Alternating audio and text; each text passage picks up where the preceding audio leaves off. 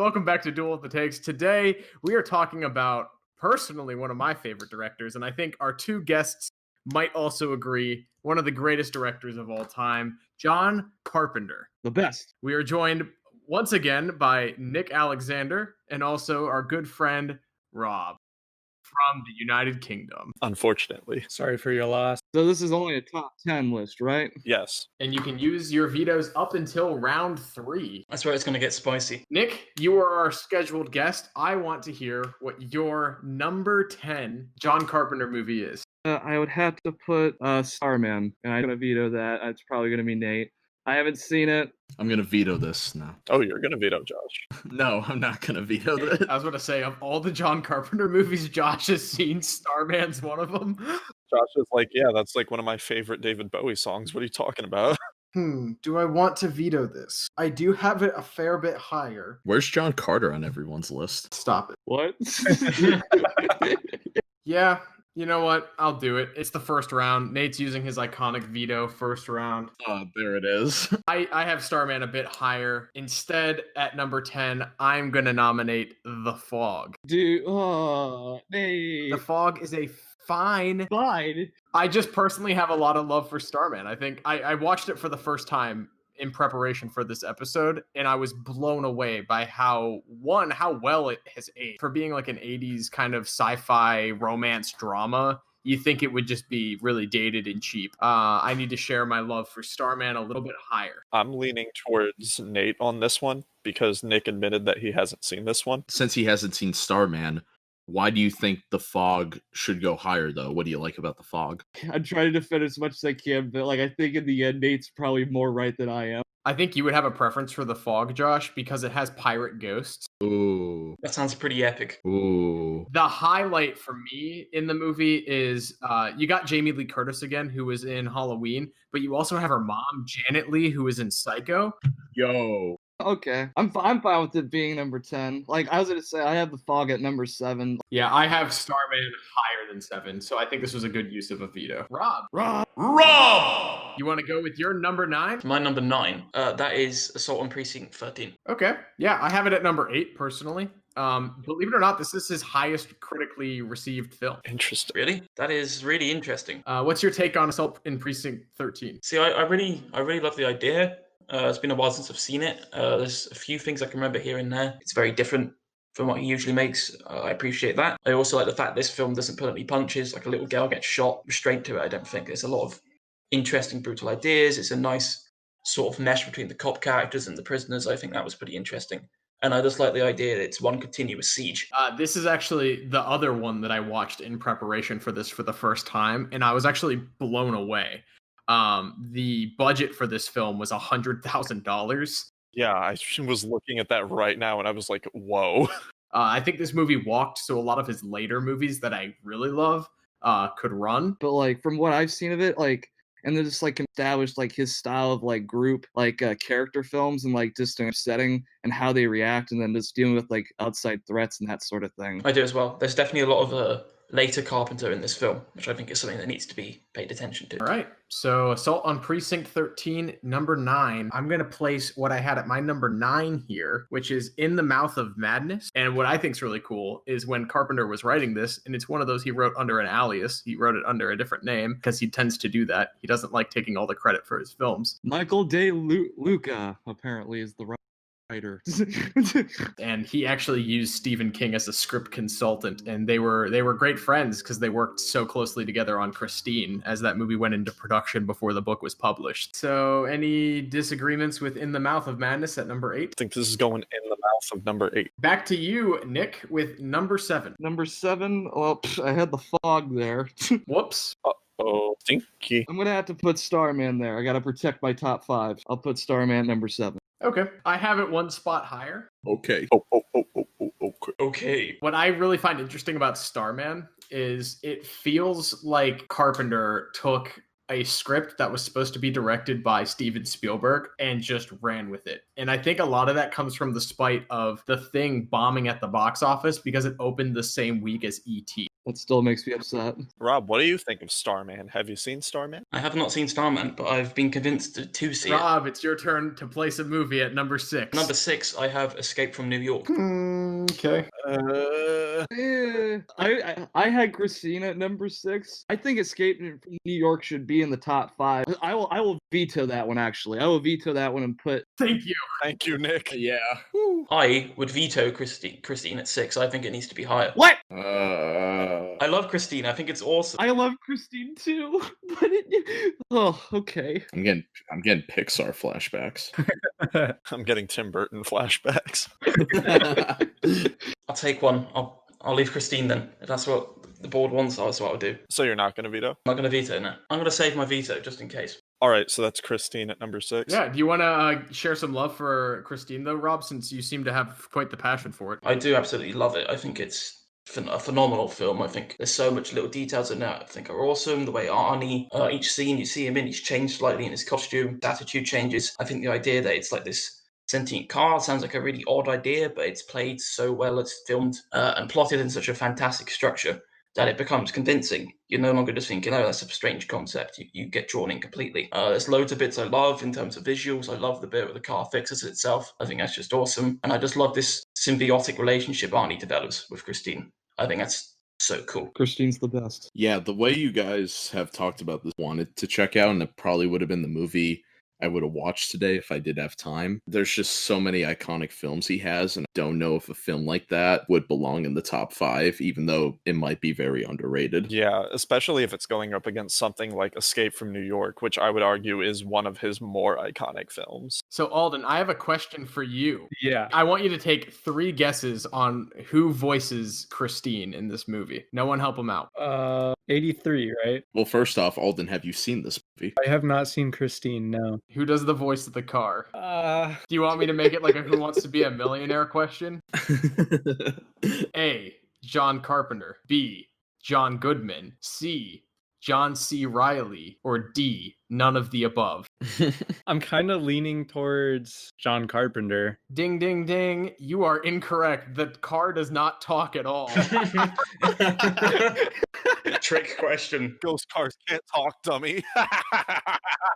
All right, I'm going to place number 5, and I think this is where things are going to start to get really controversial. My number 5 is They Live. Veto! I can finally speak. I have to, yeah, I wish I had a veto. I would have done the same. It's alright. I will use my veto. What the fuck will I put here? Hold on. I just want to say I agree with Nate on this one. Hey, Nick, since you were gonna veto, what movie would you put here? If I were to put something at number 5, I'd put Escape from New York. I think They Live is better. Whoa. I would have done the same. I think Escape from New York is number 5, and I think They Live is just a bit better. I mean, I do agree with you here, Nick, though. I think Escape from New York, like, I've only seen the first act of this movie, but Oh, the best part. there's a better movie starring Kurt Russell, directed by John Carpenter, that will be later on this list. I don't... There's 2. Exactly. Yes. In my opinion, there are 3. I think They Live was a really interesting movie that kept me really, like, intrigued, and the visuals of the skulls I think were like actually like creepy and frightening. And like I saw this movie like 3 weeks ago, and I love Roddy Piper. Maybe it's the wrestling fan in me, but I thought It is the wrestling fan in you. he was really likable in this movie and really fun. Is it, Jory? Maybe you'll let me finish speaking. Ah, he's awesome in this film. Also, like him and David Keith, like had an awesome like chemistry together. Like Keith David. I'm not a wrestling fan, but I always enjoy the scene. Like, what was it? It's just when they fight each other in the alley. Just Yes, for the pair of glasses. It is so good. Like, I love that. Wasn't that like at one stage the longest fist fight in cinema history or something? It felt like it. When Roddy Piper passed away in his tribute video, because I was watching Raw live, they made sure to keep the scene where he said, I have come here to chew bubblegum and kick ass. And I'm all out of bubblegum. and that goes beyond wrestling. I don't care Rory fucking says right now. I think it is a very like fun movie. Yeah, it is a very fun movie. We've been in the we've had fun movies this entire list though. You don't know that? I feel like They Live is a movie that has an interesting concept, but doesn't have the content to really fill it out. Like that 7-minute fist fight scene, yeah, it's cool, but it also goes on for 7 minutes. Yeah, that's the point. It's so over dramatic. It's great. You missing the point, Jory. You're being too much of a big bro. Go watch Days of Future Past again. Josh, you have two options. Either put on the glasses or start eating that trash can. I think this might be John Carpenter's most politically charged film. I don't know if it has a whole lot to say. Yes. Yeah. Its premise alone is super awesome, and it's iconic. Yes. The entire time I was watching this movie with you guys 3 weeks ago, I was literally like, this feels like 2020. This is the most accurate Yeah, John really Carpenter did. has ever portrayed the future, and a lot of his movies take place in the near future. It's absolutely ridiculous how well that film is applicable to today. It's phenomenal. Well, I feel like the main reason for that is a lot of the same problems that they had back then we still have today. We just haven't fixed fucking anything. Alden, I have a question for you again. This is like the mini round. This is like the bonus section.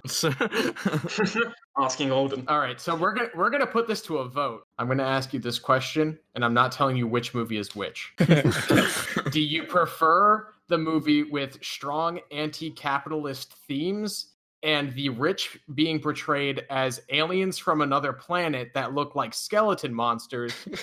Or do you like the movie where Snake Plissken is in New York rescuing the president whose helicopter crashed over the island of Manhattan that has turned into a fucking prison state full of 400,000 of the world's deadliest criminals? Choose wisely, Alden. I'm gonna go with the first one. So Alden's voting for They Live. Jory, you're voting for Escape from New York.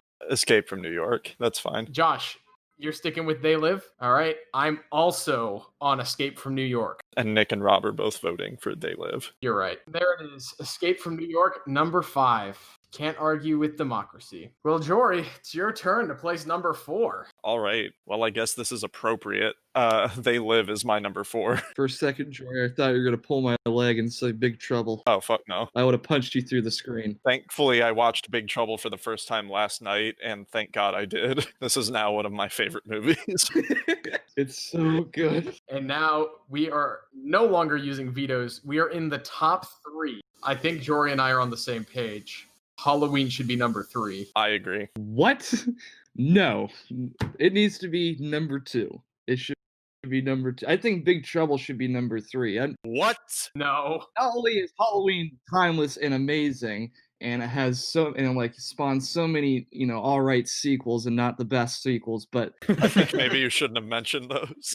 I know I hurt myself a little bit. But anyway, Halloween was the one that started the whole slasher genre and made it more popular, and was the reason why everything with regarding around a slasher with a knife, with a mask, and doesn't talk started trending. But with the impact of Halloween, I think Halloween should be at least a ranking higher than Big Trouble. I agree with what you're saying, and I do appreciate everything that it has done for the horror genre, but personally I believe that the horror genre and the franchise itself has progressed past Halloween 1. I feel like number 3 on this list is extremely respectful, but with Big Trouble and the other movie that we haven't mentioned on here, The Thing, both of those movies I feel like are just completely unique. Rob, what do you think should be here, Rob?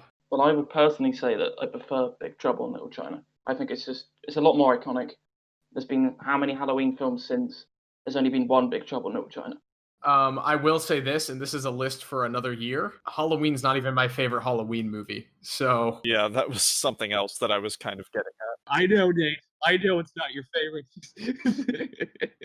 And it was made on a $325,000 budget, and it grossed $47 million. those are some good box office results. But we're not talking about that. We're talking about the movie. And Halloween should be 2, and Big Trouble should be 3. And I will take the bullet for Halloween. So should we just vote here with Big Trouble versus Halloween? At number 3. I really don't want to vote here because I haven't seen Big Trouble. Josh, this would be your favorite John Carpenter movie. I promise. Josh, this 100% would be your favorite. I'm sure I would really like the movie, but I just don't feel comfortable voting for something I haven't. Like Big Trouble has been on my oh my god, it's been on my watch list for years, even before we started this podcast. I guess we should put it to a vote. Josh is taking himself out of the voting pool because he didn't do his homework. I really didn't. This was my L. Okay, Alden, Big Trouble in Little China or Halloween? I think Halloween should be here. Jory. Halloween should be at number 3. Josh has removed himself from the voting pool. Yeah, I'm gonna say Halloween. I would also put Halloween at number 3.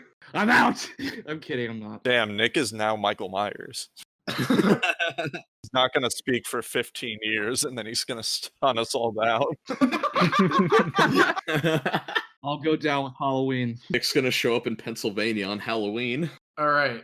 So, are we ready for Nate to go full clown mode? Yep. Uh-oh. Okay, well, I have Big Trouble in Little China as my number 1 John Carpenter film, and The Thing at number 2. I think The Thing is his best made movie, actually by like a landslide.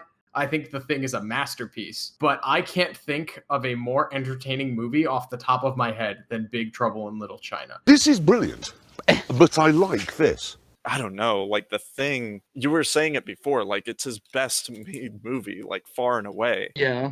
I've been known on the show to just go with the things that entertain me the most, so usually I feel like I would be all for Big Trouble here, but The Thing is really like in my top 5 movies of all time. I never have a physical reaction to movies. Like I don't jump for jump scares or anything. But like The Thing, when they're like testing everybody's blood or whatever, that had me on the edge of my seat, and I straight up like would jump when the blood reacted to the heat. And I can't say that for literally any other film. Like I think The Thing from to get me to have a physical reaction is so rare. Like it's such a great fucking movie for me. It's just phenomenal. So, like what Josh said, first of all, that scene is so great. I crap my pants every time. It's so awesome. Every time, yeah. Yeah, he went back to the short story and realized that it was in the story that it wasn't just a man, it could be anything, and that he decided to that route. Overall, I think The Thing should be number 1, and if anything, Big Trouble has to be at number 2. I perfectly agree. I don't think we would have the Among Us game without The Thing. No, definitely not. I kind of, when I made this list, knew it was an argument I wasn't going to be able to win. At some point, we really need to rank director-actor duos, because I feel like Kurt Russell and John Carpenter is so fucking stacked. But The Thing wins. It was always going to. I love how Carpenter ends his films. They're more kind of open, or they end for the character, but they leave it open just for the idea of what could happen after. The Thing I feel like is the best ending out of all of them. Honestly, I really am proud of this list. I think it turned out really good. I'm glad we were able to elevate Big Trouble in Little China as far as we were. I'm sorry, Halloween fans. It's all right. They could redeem themselves in a couple weeks. You guys have enough movies to cling on to. You're fine. Well, does everyone want to read their personal list? Sure. Should we go with the long ones first? My lowest rated movie for him at number 19 is The Ward. Josh, it stars Amber Heard. It's his worst lead ever. At number 18, I have Memoirs of an Invisible Man. Think of a Chevy Chase movie that is not funny at all, and that's this. It's really fucking bad. And then we got Ghost of Mars, probably his funniest movie, not on purpose.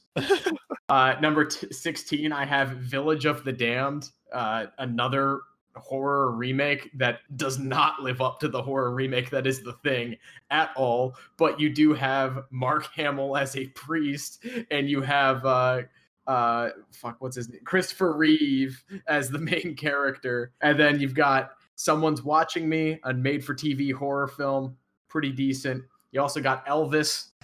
Kurt Russell is Elvis Presley in a made-for-TV drama. It's fine. Escape from LA was down here as well at number 13. Number 12, Dark Star. This movie was in my top 10 at one point. Number 11, Prince of Darkness. And then number 10, The Fog. Number 9, In the Mouth of Madness. Number 8, Assault on Precinct 13. Number 7, Christine. Number 6, Starman. Number 5, They Live. 4, Escape from New York. 3, Halloween. 2, The Thing. And number 1, Big Trouble in Little China. So like 17 was I got Ghosts on Mars. 16 I got The Ward. 15 Memoirs of an Invisible Man. I have seen Prince of Darkness. I have that at 14. Escape from LA 13. I had Village of the Damned a little bit higher at 12. Nate's right. It's not the best, but it's fun. Dark Stars number 11. 10 Starman. 9 Mouth of Madness, 8 Assault on Precinct 13, 7 The Fog, 6 Christine, 5 Escape from New York, 4 They Live, number 3 Big Trouble in Little China, number 2 Halloween, I Wish It Was There, and number 1 The Thing. Okay, so my top 10 are, I haven't seen this one, In the Mouth of Madness. I just thought this sounded really cool when I was looking it up. The Fog, I haven't seen either, but I'm very aware of its practical effects. I think they're awesome. Number 8, I had Assault on Precinct 13. Number 7, I guiltily have Escape from LA. Number 6, I have Escape from New York. Number 5, I have Christine. Number 4, I have They Live. Number 3, I have Halloween.